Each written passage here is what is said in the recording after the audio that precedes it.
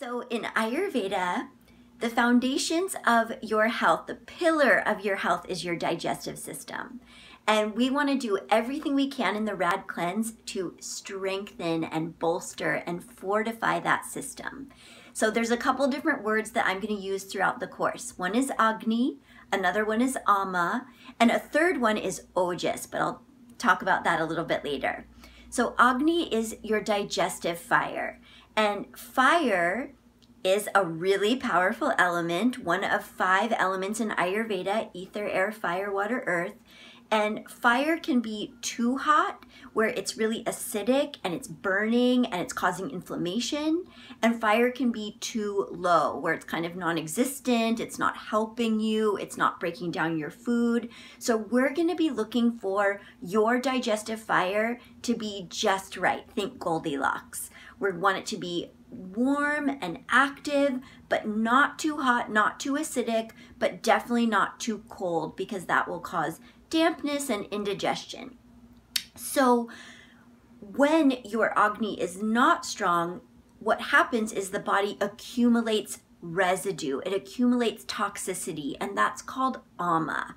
So we are going to be reducing Ama through the foods that we eat, through the body care practices that we use throughout the Rad Cleanse, and I'll get to those more in a future module. But we're going to be really focusing on how you can get the best elimination every single day, how you can be using food and body care practices to really amp up your vitality through the effectiveness of your digestive functioning. So here's an example of how we'll do that. If you get kind of before, you're like, I think I'm hungry, but I'm not really sure, like you're not really feeling your hunger, and maybe you haven't felt hungry for a long time, your stomach is showing us that there's Ama. And so we want to start to shift that Ama, get it out of the way, move it out of the way. So a recommendation I might make for you is I want you to take some spices, put them on your hand, and lick it before you start a meal. Or I might have you chop up a little bit of fresh ginger root, maybe a tiny bit of apple, maybe even like the tiniest little pinch of cardamom, and eat that, less than half a teaspoon. Eat that, chew it really well.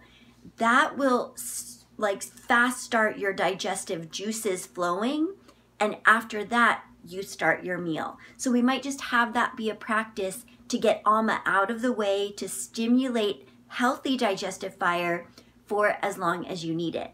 Now, if you're on the opposite end of the spectrum and you are just like, your fire is burning so hard that it's causing inflammation and loose stool and ulcers and lots of pain from there being too much heat, then I want you to do things like this. You will drink peppermint tea all day long. It doesn't have to be hot. It can be room temperature, but I want you to make it from fresh mint leaves, or even dried mint leaves is fine. But that's a practice you'll do all day, because it'll cool that digestive fire without extinguishing it.